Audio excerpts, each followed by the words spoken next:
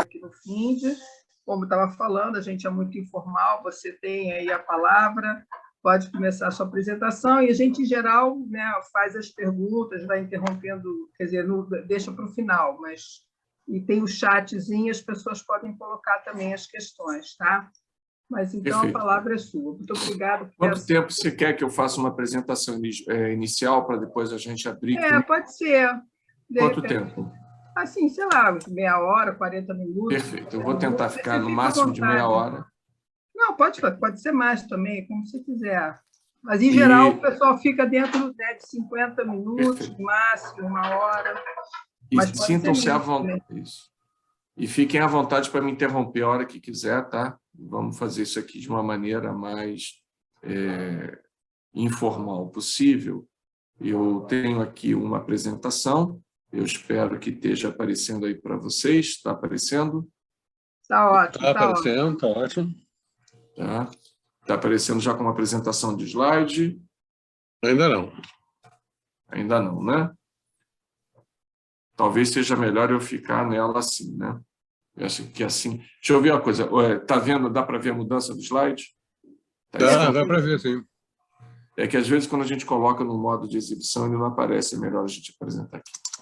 Agora, deixa eu me apresentar. Esse é o meu nome, mas universalmente conhecido por Cadu. Quem não me conhece, me chame de Cadu. Eu costumo dizer que vocês não têm intimidade para me chamar de Carlos Eduardo. Tá? Tem que ser muito íntimo para me chamar de Carlos Eduardo. Eu sou professor há muitos anos do Instituto de Economia da UFRJ, 32 anos, e também sou pesquisador do INCT-PEPED, Políticas Públicas e Estratégias de Desenvolvimento, que, aliás, sou professor do Programa de Pós-Graduação em Políticas Públicas e Estratégias de Desenvolvimento, lá do IEL-UFRJ, mas eu também sou professor colaborador de outros 2 programas de pós-graduação, esse sim de natureza multidisciplinar, 2 programas de ciências ambientais, né? Programa de ciências ambientais, de pós-graduação em ciências ambientais da UNEMAT, que é estadual do Mato Grosso, e de ciência do ambiente e sustentabilidade na Amazônia, o PPG Casa, da UFAM. Deixa eu até corrigir aqui, eu coloquei o UNEMAT 2 vezes, mas aqui é da Federal do Amazonas. Inclusive, eu vou estar indo agora, no final do mês, dar aula lá em Manaus. E esse aqui é o nosso website. Aconteceu um problema com o servidor do IE, do UFRJ, no início da pandemia, e a gente perdeu todos os arquivos. E ainda não tive todo o trabalho de recuperar, mas em breve a gente vai colocar de novo toda a produção no website. Eu vou concentrar hoje a minha fala em uma ideia, um conceito, que é o conceito de uma retomada econômica verde para o Brasil, né? O Mink falou, deu uma bronca em mim. Pô, Cadu, não pode falar Green New Deal, que não pega, tem que falar em português. Então, tá bom. Depois desse toque do Mink, eu acho que ele está certo. Eu tenho mais usado o termo retomada, o pacto, novo pacto verde para o Brasil, mas a ideia, para quem conhece teoria, um pouco de história econômica, é algo que está sendo uma tendência que tem ocorrido já há algum tempo nos países envolvidos. Não é desse momento, o conceito de Green New Deal vem da década de 2000, de meados da década de 2000, com a recuperação para a crise de 2007, que a ideia é de você combinar uma ativação da economia por política pública, em particular políticas fiscais, creditícias, outras políticas econômicas, mas com componente de sustentabilidade. Esses dois textos que estão colocados aí, depois eu vou deixar o slide para o pessoal distribuir, para quem quiser pegar as referências, são os resultados do estudo que a gente fez. Olá, Croco, há quanto tempo, meu amigo? Admitam o meu grande amigo Croco. Zilhão que eu não te vejo. Semana boa, bom momento que a gente está se encontrando. E ele sabe por quê. Mas, voltando aqui, foi uma demanda original do deputado Alessandro Molon para a gente fazer uma proposição que fosse mais consistente, que ficasse além simplesmente das ideias, a gente dimensionasse o que seria um projeto de retomada econômica verde para a economia brasileira. A gente contou com o apoio do Instituto Clima e Sociedade, o ICS, que ajudou a gente também a fazer, e o trabalho foi, na verdade, liderado. Eu vou falar muito aqui, coisas que, como se fossem minhas, mas são um trabalho de longo prazo, com parceiros que eu tenho, e, de longe, o meu grande parceiro nesse tipo de debate tem sido o Márcio Alvarenga Júnior, que, nesse momento, está terminando o doutorado, está trabalhando no BID, então está com uma carga mais pesada, e eu tenho feito mais a divulgação, mas eu chamo a atenção para a tese de doutorado que o Márcio está fazendo. Eu sou só o orientador principal é o Caio, esqueci o sobrenome dele, que eu acho que tem uns elementos bem interessantes. E eu chamo a atenção, Carmen, também para uma leitura adicional, que é a dissertação de mestrado do Márcio lá na UF, no programa de pós-graduação em Economia na UF, em que o Márcio avança bastante. Então, o Márcio é o autor principal, o Lucas Costa é o outro autor, e eu sou apenas um colaborador, vamos dizer assim, do estudo. Eu queria também chamar a atenção para outros dois trabalhos. Um é um artigo que foi liderado pelo meu colega João Felipe Cury Matias, João Felipe Curis Marinho Matias, do lado do IE, em que é um grupo grande, a gente fez uma resenha das principais experiências de GND nos países desenvolvidos, grosso modo da Europa e Estados Unidos, foi publicado nessa revista do IPEA, Tempo do Mundo. E o texto que eu gostaria que as pessoas que têm um interesse teórico, conceitual, gastassem um pouco mais de tempo é esse ensaio que a gente colocou num evento que saiu uma publicação, um dossiê especial, um evento conjunto da Associação Keynesiana Brasileira e a Sociedade Brasileira de Economia Ecológica, a CABE e a EcoEco, e nesse ensaio a gente tem aí, esse é o primeiro texto que a gente escreve, ideias que Márcio e eu trocamos, conversamos, há até uns 15 anos que a gente fala sobre isso, né? Que é a ideia de desenvolver um marco teórico conceitual de uma macroeconomia que seja, ao mesmo tempo, heterodoxa, mas também voltada para a sustentabilidade, voltada para temas que escapem. Como é de conhecimento de todos, né, a heterodoxia é bastante dominada pelo debate de demanda efetiva, que é um debate de curto prazo, mas também tem uma agenda importante aí de desenvolvimento e transformação, mas que leva, em geral, apenas o componente econômico, eventualmente o componente de distribuição de renda, mas raramente entra em aspectos não monetizados de desenvolvimento, como poluição, externalidade, qualidade de vida, biodiversidade. E o que a gente está propondo aí é uma agenda de pesquisa e quais seriam os elementos mais importantes. Esse trabalho é muito mais do Márcio do que meu, tá? E o Márcio continua avançando, nós estamos aí para fechar algum artigo de verdade para publicar, mas boa parte das ideias está presente aí. Então, tendo dito isso, vamos diretamente ao que eu quero falar, né? Qual seria a base teórica para um processo de GND? Eu vou falar, Fernanda, a minha fala vai ser em dois pedaços, tá?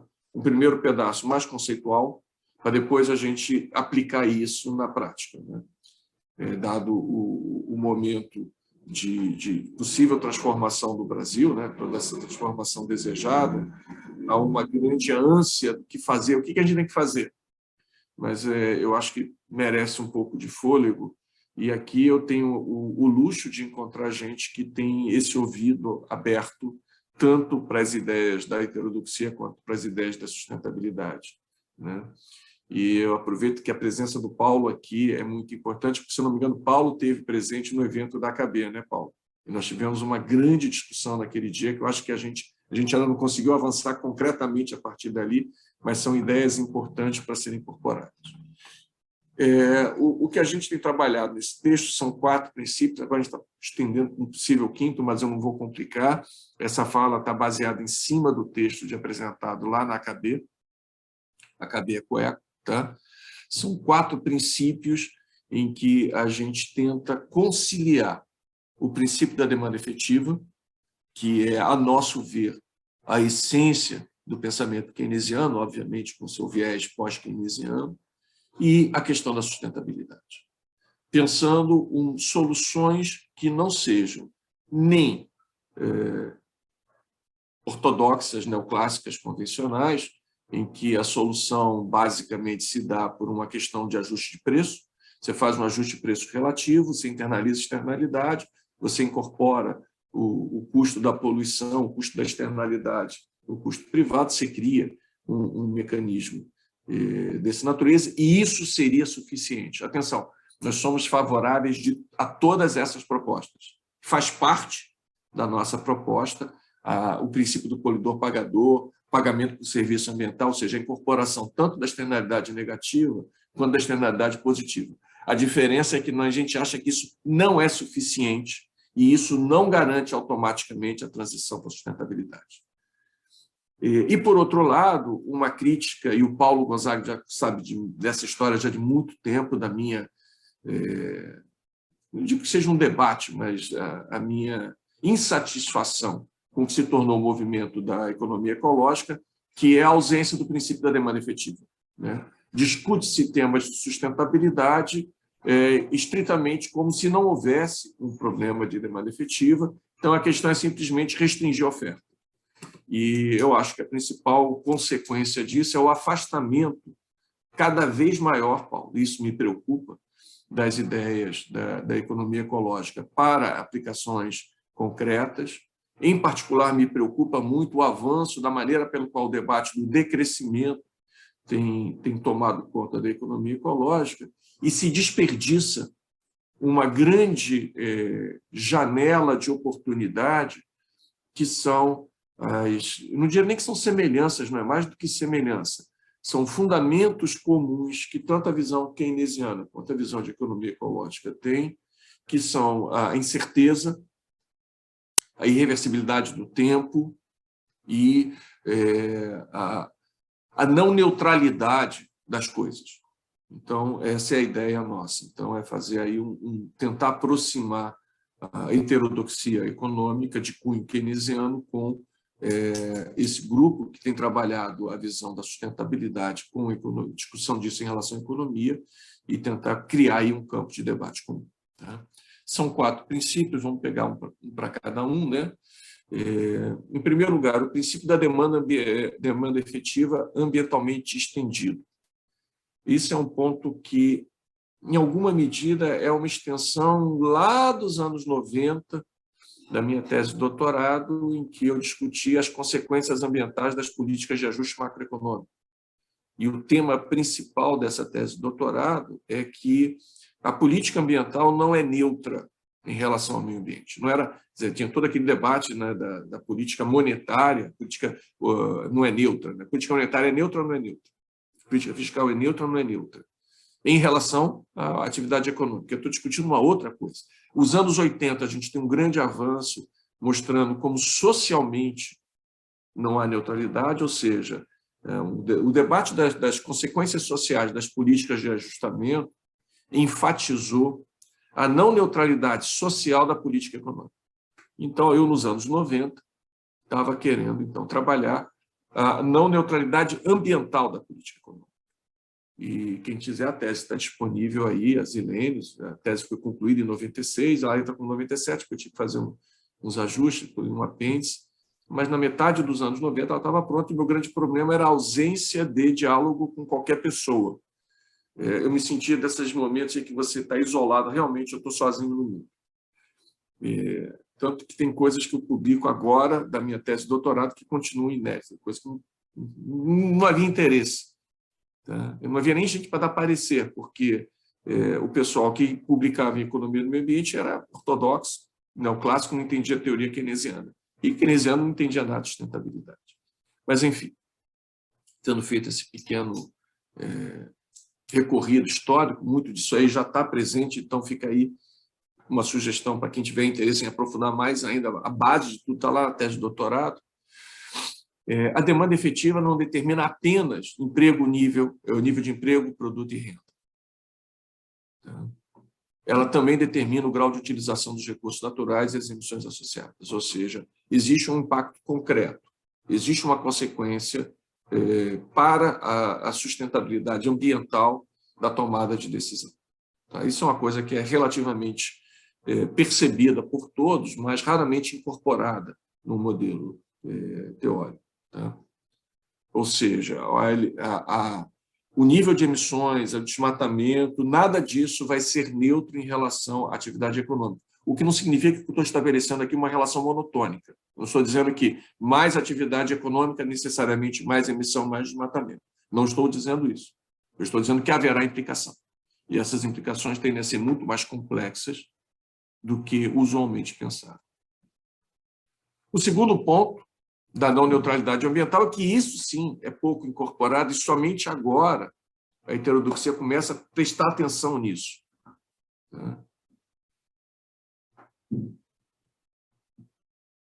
Na medida em que as políticas macroeconômicas afetam o nível de produto e renda, elas também alteram o grau de utilização, que resultam também na demanda. Eu acho que aqui está faltando, eu acho que aqui o slide está incorreto. O princípio da não neutralidade ambiental é o reverso. Tá? Por alguma razão aqui, eu acabei repetindo. É que as consequências do ambiente afetam o nível de atividade econômica. Existe uma reciprocidade nesse ponto.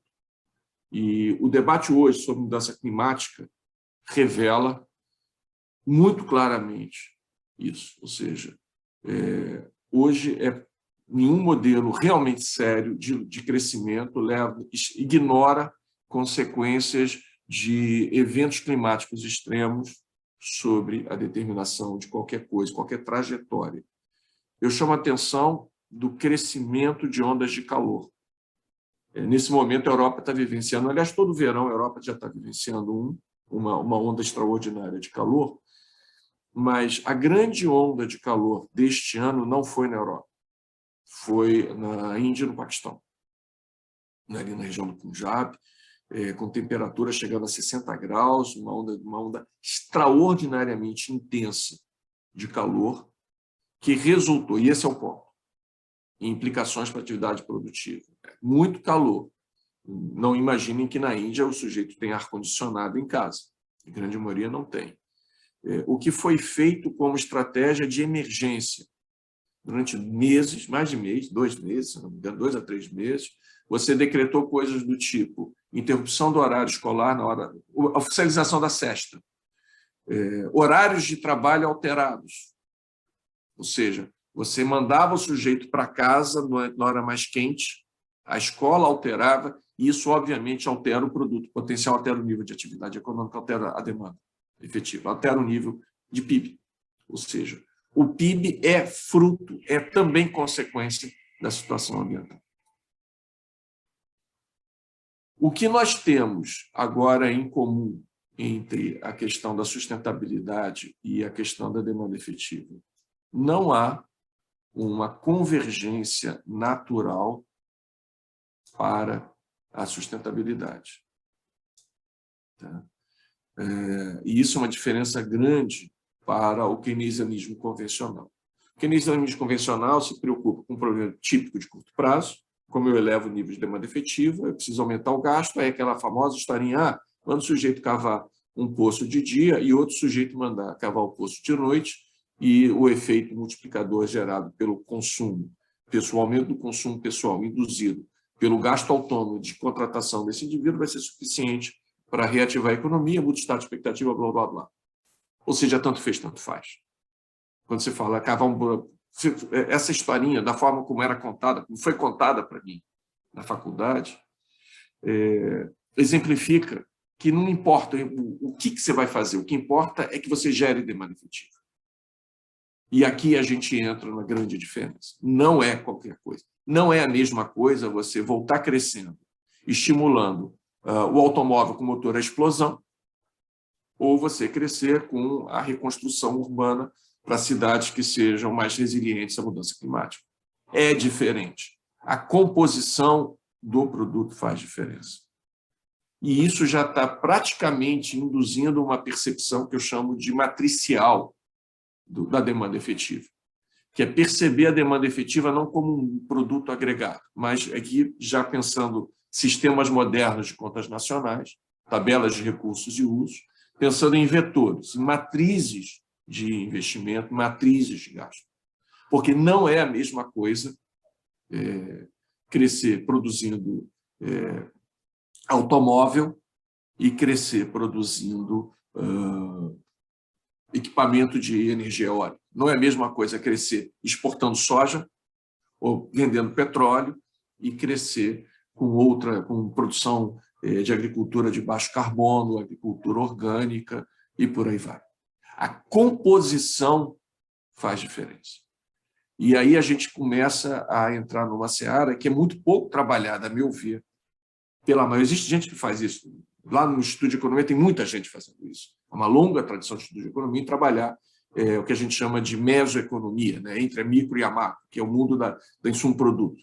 E aí a gente tem que mergulhar no insumo-produto, porque é o insumo-produto que nos permite fazer essa conexão.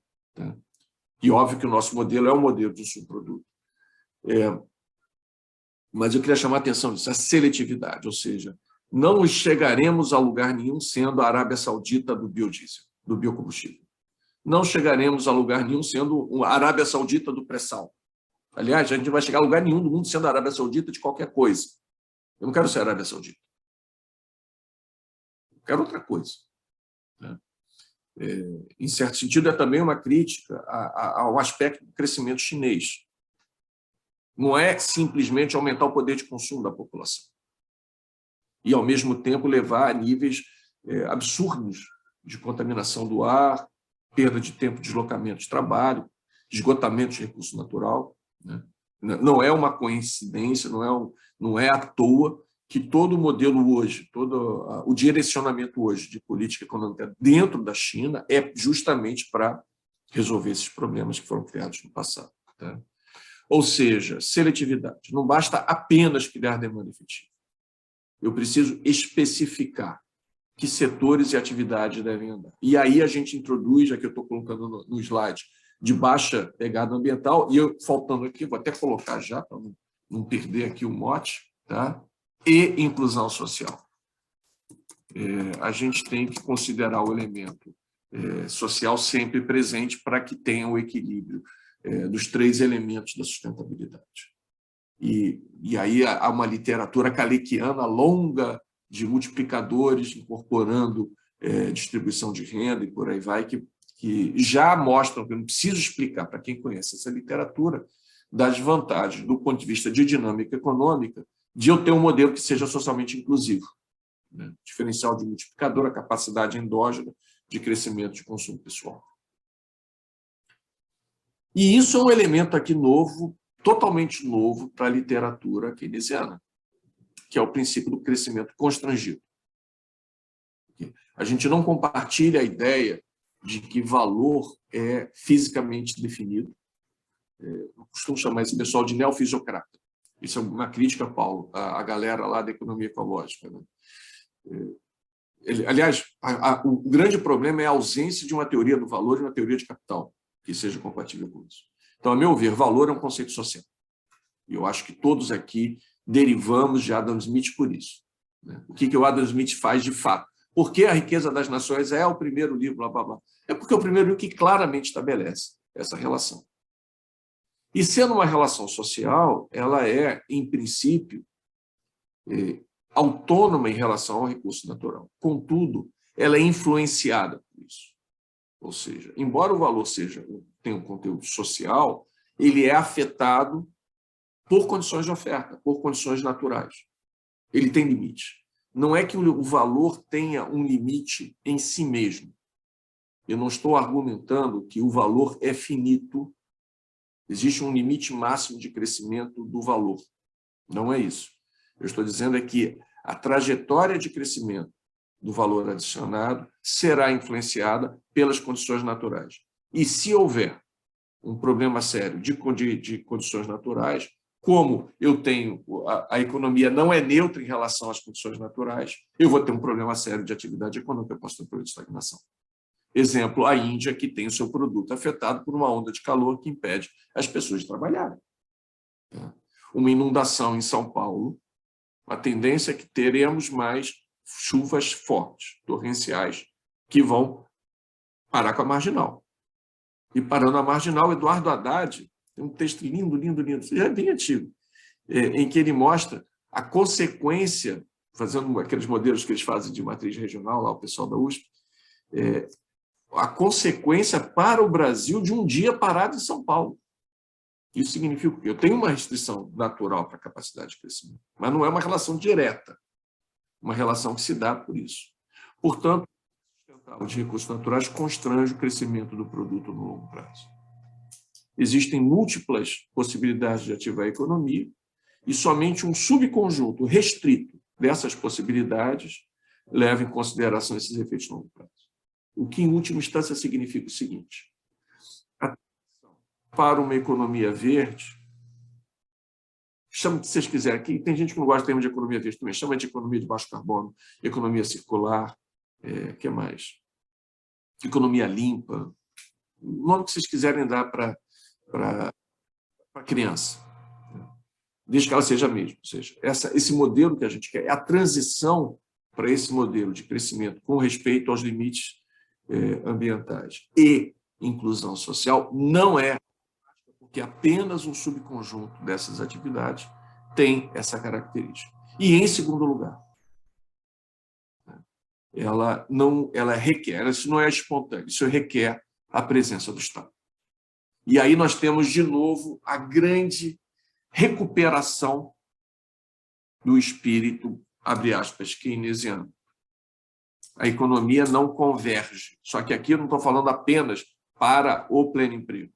A economia não converge no curto prazo para o pleno emprego e nem no longo prazo para a sustentabilidade, mesmo que os problemas microeconômicos, as incorreções, as imperfeições de mercado sejam corrigidos. Ou seja, mesmo que eu incorpore externalidades. Por quê?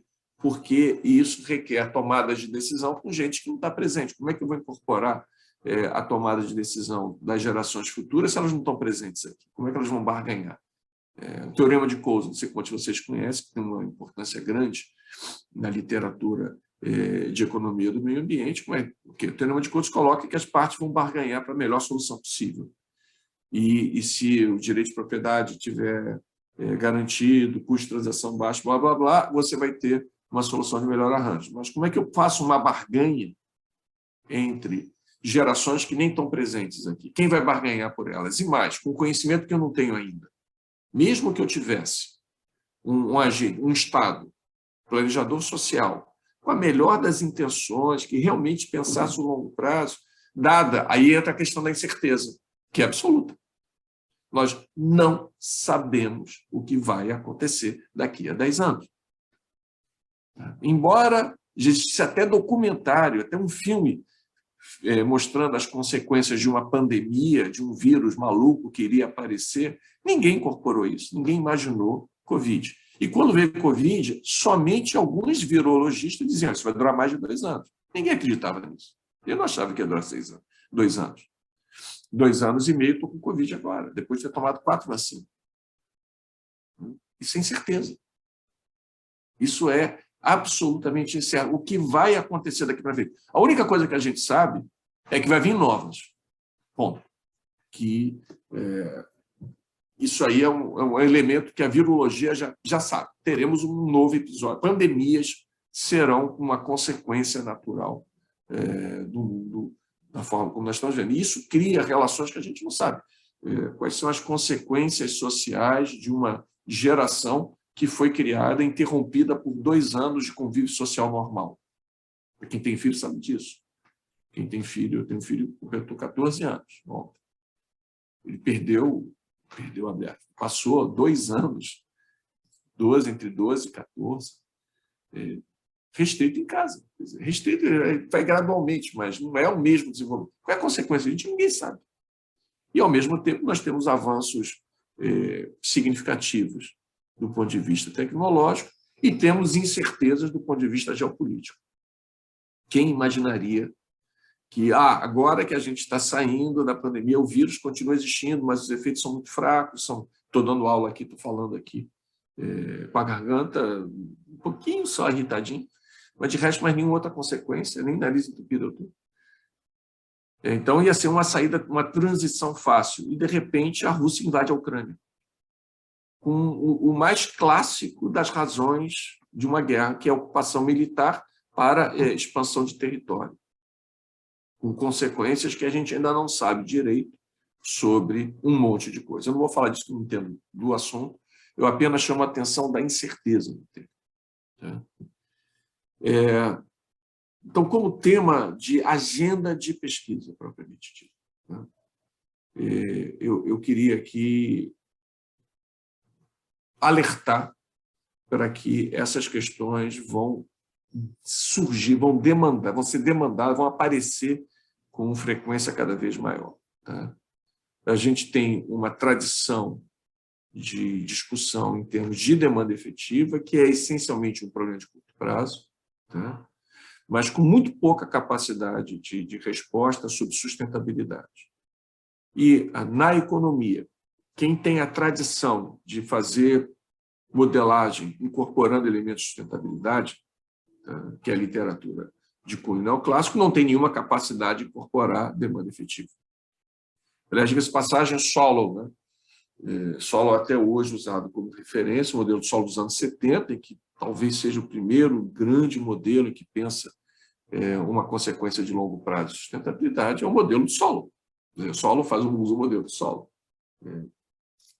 Existem outras coisas que talvez vocês não conheçam, a regra de Hartley e coisas afim, mas que todas elas carecem de incorporar esse problema. E esse é, do ponto de vista dos países em desenvolvimento, o grande problema. Talvez países desenvolvidos possam se dar o luxo de discutir uma eventual redução do nível de atividade econômica para uma redução do nível de energia, alguma coisa desse tipo, mas nós não temos essa possibilidade.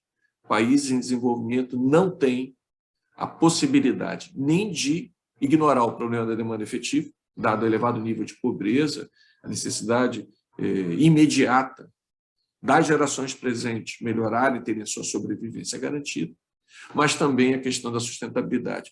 Eu queria chamar a atenção de que cada vez é mais claro, e acho que ninguém mais seriamente discute isso, de que o grande problema da sustentabilidade é social, é que ela é injusta. Os problemas ambientais são problemas dos pobres. Se alguém vier com aquele papo de que os problemas dos países do primeiro mundo que poluem no mundo é que não tem menor ideia do que está falando. Poluição não é problema de primeiro mundo, poluição é problema de terceiro mundo. Quem tem água contaminada, quem tem o ar contaminado, quem tem a população exposta a risco de saúde, quem tem a população exposta a sofrer morte e perdas materiais com inundação, com enchente, com seca, não são os países desenvolvidos, são os países em desenvolvimento. E eu queria ressaltar isso está num outro livro, o João Felipe Matias, ele fez junto com o Luiz Fernando, um colega dele, um livro chamado Igual Desigual, saiu agora no passado, pela Rucitec, um livro só sobre desigualdade.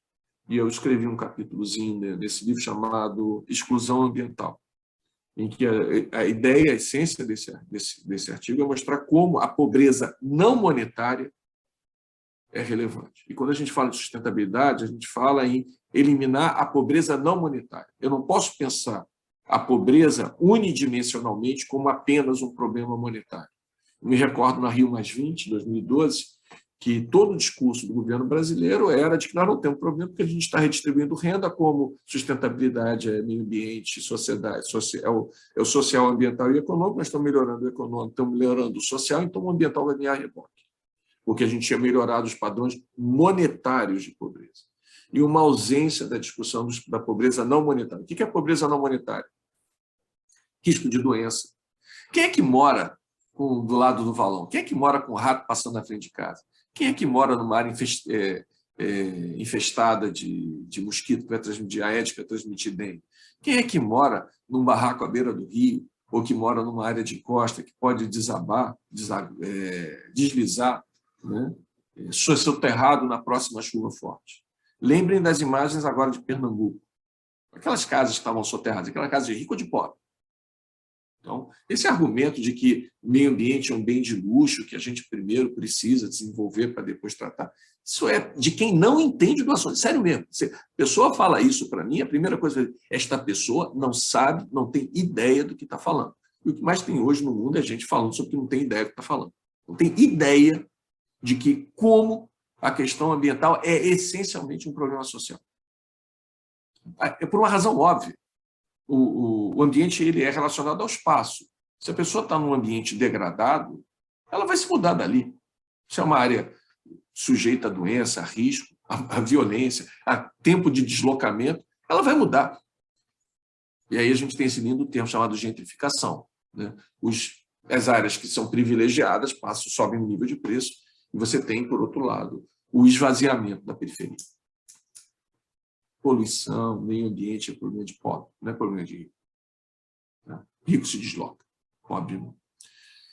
Enfim, então esse é o ponto fundamental, é fazer isso e incorporar isso teoricamente. Quer dizer, a política monetária ela não é ambientalmente neutra, a política fiscal não é ambientalmente neutra, a política cambial não é ambientalmente neutra. Vocês devem estar lendo nos jornais a aceleração do desmatamento. Existem N estudos que mostram, acho que até na minha tese de doutorado já tem isso, desvalorização cambial aumenta desmatamento. Por quê? Porque aprecia a commodity e aumenta a demanda da terra. E aumentando a demanda por terra, você tem aumento da demanda de desmatamento. Aliás, eu fiz referência aqui à dissertação de mestrado do Márcio. O que o Márcio faz é exatamente discutir o problema do desmatamento com a teoria de ativos do Keynes. Se alguém tiver interesse em avançar teoricamente nisso. E tem um artiguinho que eu publiquei lá na revista de Economia Contemporânea, que, na verdade, é praticamente uma cópia do meu artigo da tese. Eu publiquei em 2016, um artigo que foi escrito em 96, 20 anos depois. E demorou 2 anos para ser publicado, porque não tinha parecerista, alguém que desse um parecer, porque ninguém entendia o que eu estava falando. Mas é mais ou menos isso, a ideia de um comportamento especulativo em cima da Terra. E isso leva ao segundo ponto, que é uma teoria de valor e capital que incorpora o ativo não produzido. Eu sou professor de contas nacionais há tanto tempo que eu já nem sei mais o que é ser economista sem pensar em contas nacionais. Desde 1990 eu dou aula de contas nacionais. Enfim, de toda a teoria de contas nacionais é montada em cima de ativos produzidos. Toda a nossa teoria é baseada num conceito de valor, tá? Que é derivado do processo de produção. E aí tanto faz você trabalhando com a visão mais... Aliás, se você for marxista, então ainda mais forte. Essa versão é uma visão ricardiana, mas mesmo uma visão utilitarista, a gente tem muito isso. E, obviamente, capital é um conceito associado à reserva de valor. Como a gente compatibiliza isso com um ativo não produzido?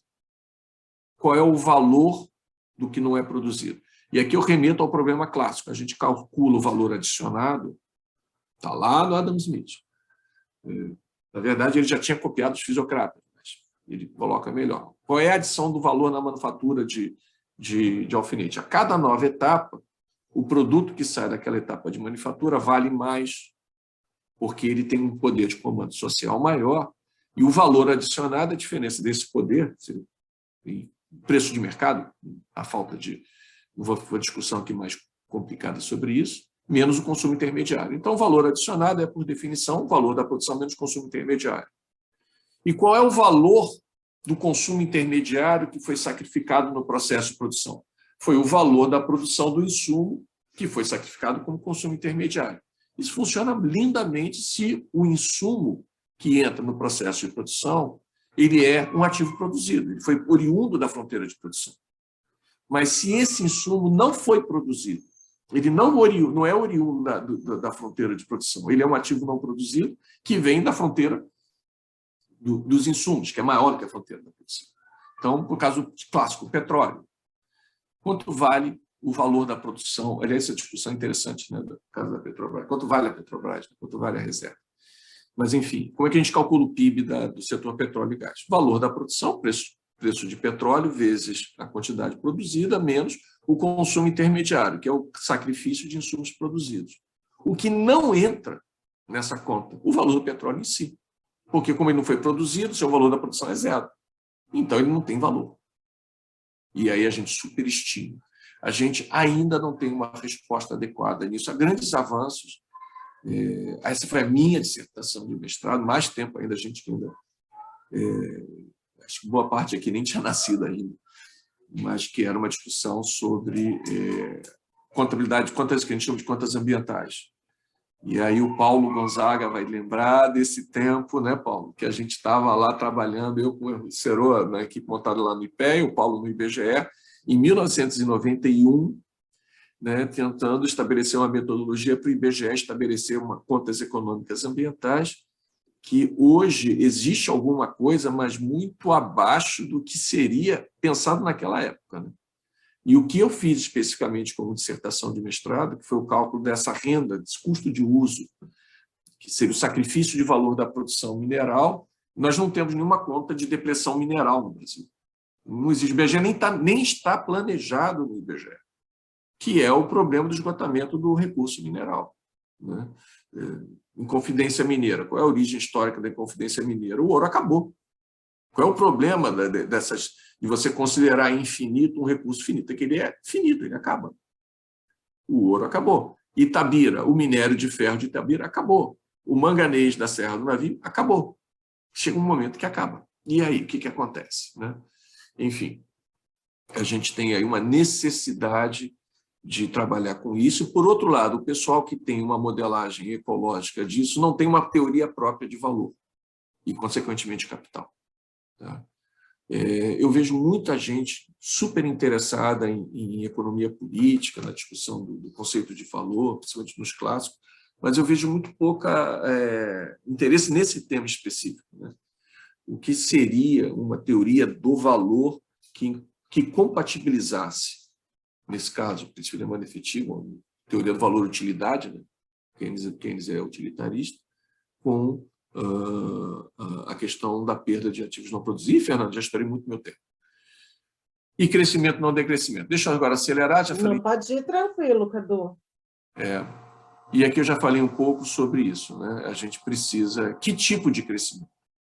Eu sempre falo o seguinte: o problema não é simplesmente ter um PIB maior, ou seja, ter mais atividade econômica. A atividade econômica, basicamente, é emprego vezes produtividade. Eu quero pleno emprego, por uma meta social. Tá?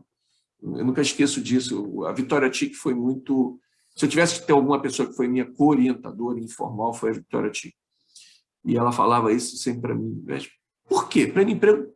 Por quê? Por que a gente tem que ter pleno emprego? Porque sem pleno emprego a gente não tem inclusão social, né? Então, eu quero ter pleno emprego. E eu acredito na capacidade humana de aumento de produtividade. Então, eu quero aumentar isso. Agora, eu quero um PIB melhor. Eu quero que isso aconteça com melhoria da qualidade de vida, incorporando esses elementos não monetizados. Em particular, esse elemento cada vez mais importante de pobreza não monetária. Eu não conseguirei resolver o problema da inclusão social se eu não resolver o problema da pobreza não monetária, que se traduz em ecologias, em que a perda de acesso aos serviços ecossistêmicos, principalmente da população que tem menos recursos. Lembrando que a população que tem recurso se desloca. A população que não tem recurso não se desloca. Até tenta se deslocar e morre sufocada em algum caminhão tentando atravessar a fronteira para chegar num país desenvolvido. E isso só vai agravar, diga-se de passagem, o conceito de refugiado climático. Isso aí é uma discussão teórica. Agora eu vou para o outro lado da história. Foi especificamente o que a gente lá, a equipe do Molon, o ICS e nós no GEMA, o Grupo de Economia do Meio Ambiente e Desenvolvimento Sustentável do Instituto de Economia do UFRJ, a gente montou, né? Pensar um novo modelo a partir do que seria essa economia verde. Foi pensado em 30 ações para serem implementadas ao longo de uma década.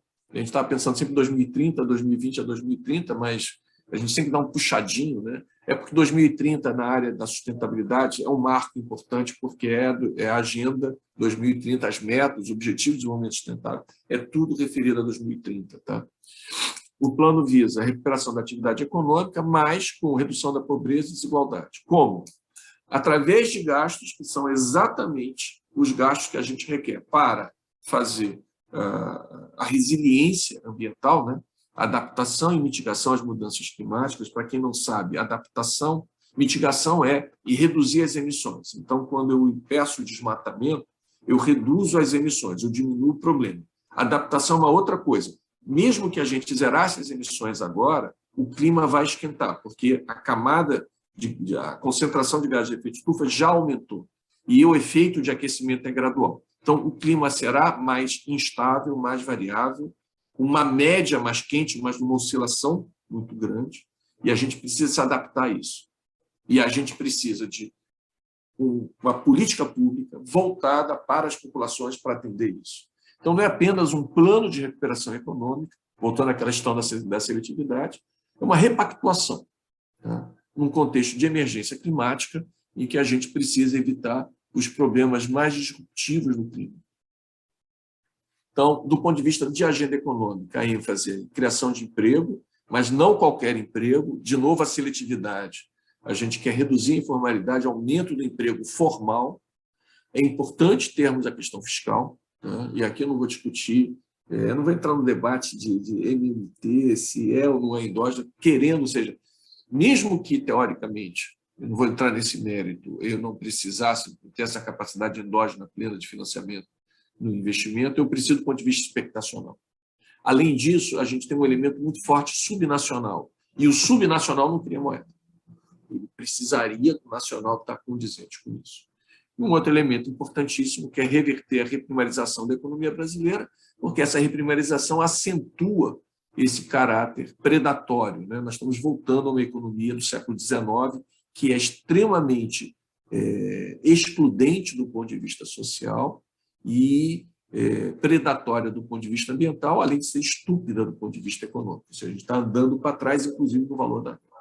Do ponto de vista da agenda ambiental, zerar o desmatamento, reduzir outras formas de reduzir emissões de gases de efeito estufa. Desmatamento é, de longe, a maior fonte brasileira de emissão, nós temos outras fontes, e fortalecer formas de produção e uso de energia sustentável e aumento de eficiência energética.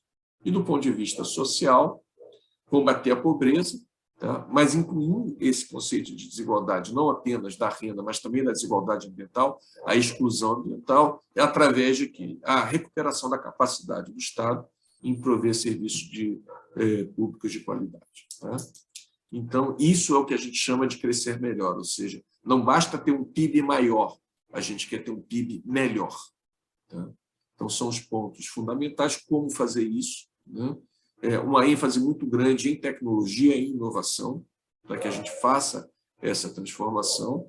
A redução de pobreza e desigualdade, ela não é uma consequência, ela é também um elemento gerador, ou seja, um investimento em ações que são ambientalmente adequadas, que são socialmente imprudentes, são os elementos que vão gerar o dinamismo econômico.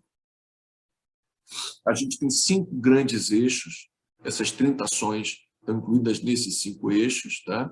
A gente pensou esses eixos a partir dessas ações, das demandas que a gente identificou hoje, e tentamos adaptar também elementos de outras proposições de GND da realidade brasileira. Sempre que possível, a gente tentou dimensionar o custo de atendimento disso, que vai ser um investimento necessário, e a partir daí calcular o efeito multiplicador desse investimento. Tá certo? Utilizamos para isso uma modelagem de insumo-produto, tá? Trabalhando uma matriz de insumo-produto endogeneizada para o consumo pessoal, e, ao mesmo tempo, a gente comparou se, ao invés da gente tiver feito aquele investimento da forma como a gente deseja, a gente pegasse o mesmo montante absoluto e redistribuísse pelo cenário business as usual, ou seja, com a mesma proporção que a gente tem hoje, que efeito teria? Para a gente verificar a diferença de um cenário e de outro. Não vou gastar tempo aqui com o detalhamento dessas 30 ações, vocês também não vão conseguir ler. Tá? Os 5 eixos são infraestrutura, cidades, uso de solo e floresta, transição justa para uma economia verde e institucionalidades para o desenvolvimento sustentável. Nesse eixo institucionalidades, a gente tem um monte de coisa que não tem como medir monetariamente o valor disso, uma lei de responsabilidade climática, fortalecer a cooperação entre os entes nacionais e subnacionais de planejamento. Então, a gente não conseguiu dimensionar monetariamente qual seria o investimento necessário para a gente fazer isso. Nos outros, a gente conseguiu. Tá? Já vou apresentar os resultados sobre isso. Então, a partir desse modelo de subproduto, a gente calculou o impacto sobre geração de emprego, sobre massa salarial e sobre tributo e sobre emissão. E esses são os grandes resultados, né? Esse é o resultado agregado. A gente estima, somando todas as ações que estão aqui, tá? A gente teria uma necessidade, o valor do choque, que é a primeira coluna, não sei se vocês estão vendo meu cursor? Dá para ver o cursor? Ou não? Sim, dá para ver. Sim, dá sim. Ótimo. Então, isso aqui é o montante do que a gente acha que tem sido investido anualmente. Chama a atenção que o valor total, esse é preço de... Eu sempre me esqueço, eu acho que é preço de 2019.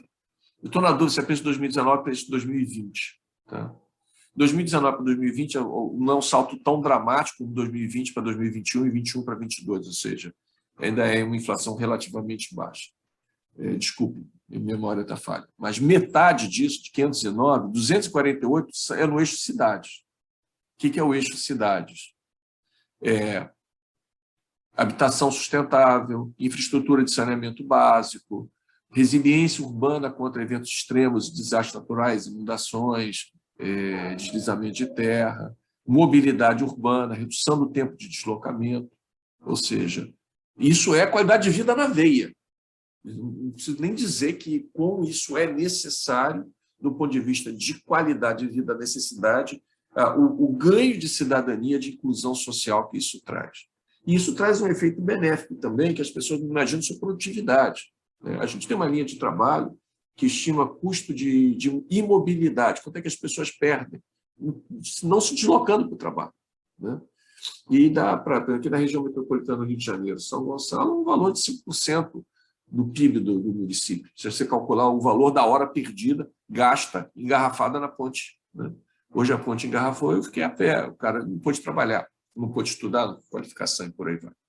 Um eixo importante em infraestrutura, que está muito relacionado com a transição energética e diversas outras formas, né, de produção com inovação, e sempre aqui com um impacto grande. Transição justa tem a ver com empregos verdes, acesso da população à saúde pública, tecnologias limpas e socialmente inclusivas, que leva também a metade disso, e um eixo específico em florestas, que é o que tem o maior impacto estimado em redução de emissão, tá? Porque a gente produz a emissão mais estúpida do planeta. Eu costumo dizer que um boi a mais na Amazônia requer o desmatamento de 1 hectare, que emite o equivalente que 150 automóveis emitem no ano. Ou seja, para ter um boi a mais na Amazônia, eu estou offsetting, eu estou tirando o benefício que foi gerado de eu ter reduzido 150 automóveis rodando por ano, ou seja, um número estúpido. Né? Infraestrutura também reduz. Esses dois elementos, as emissões não reduzem porque eu tenho um efeito escala aqui muito grande. Tá? Esse efeito escala é porque a gente está trabalhando com uma matriz com coeficiente dado, a gente não está trabalhando com uma matriz com coeficiente técnico que seria de uma economia limpa. A gente pressupõe que, com o tempo, vai haver uma transformação que vai tornar essa economia mais eficiente. Tá? Ainda assim, o efeito líquido é bastante positivo. Se eu pegasse os mesmos 509 bilhões de reais ano e realocasse proporcionalmente como o vetor de demanda final do último ano que a gente verificou, se não me engano, 2019, a gente teria um aumento de ocupações menor. A gente está estimando que esses 509 bilhões a gente aumentaria em 9,5 milhões de ocupações, contra 8,8 do cenário business as usual. Dos quais, desses 9,5, 5,4, mais da metade seriam empregos formais. Uma proporção, inclusive, maior do que no caso da economia atual. E, principalmente, um salário médio anual maior, ou seja, um aumento do salário no nosso cenário é de R$ 26,5 mil ano, contra 22, esse é o salário médio, né, anual, contra 22,2, e o único elemento em que a gente perderia no curto prazo, e por pouca coisa, seria a tributação. Tá? Mas, de novo, isso porque a gente está partindo com uma estrutura tributária atual. A gente não incorporou aqui os elementos que seriam de uma tributação verde, tributação sobre o carbono, tributação sobre a emissão, por exemplo, tributação sobre a carne que é produzida com desmatamento. né? E nesse cenário business as usual, as emissões aumentariam, enquanto que no nosso elas ficariam em 1 bilhão de toneladas ano. Isso aqui, grosso modo, é metade das emissões brasileiras.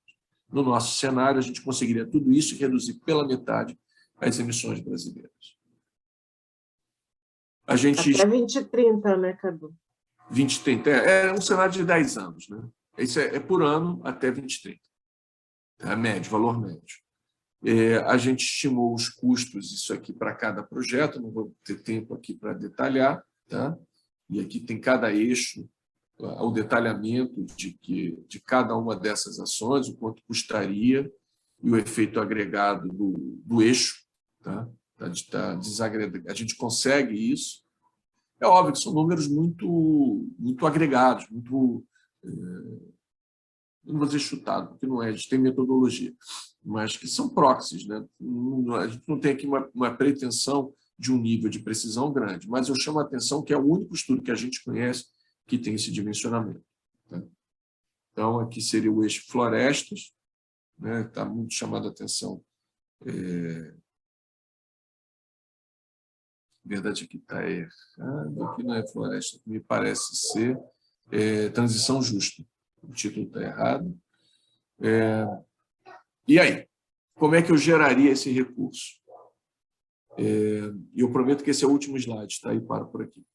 A gente calcula que somente o autofinanciamento, ou seja, o aumento de tributação induzido pelo próprio aumento da atividade econômica, já pagaria 120 bi desses 506.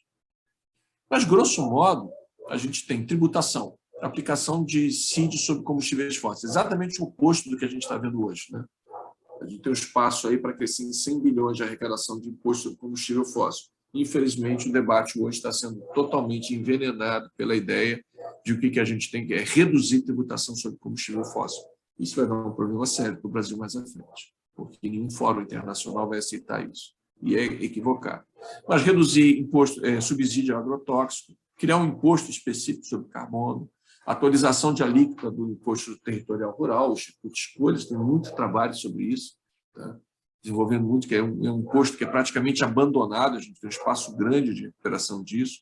Imposto sobre grande fortuna, porque a gente quer uma inclusão social, então a gente acredita, sim, numa redistribuição de riqueza, não apenas de renda.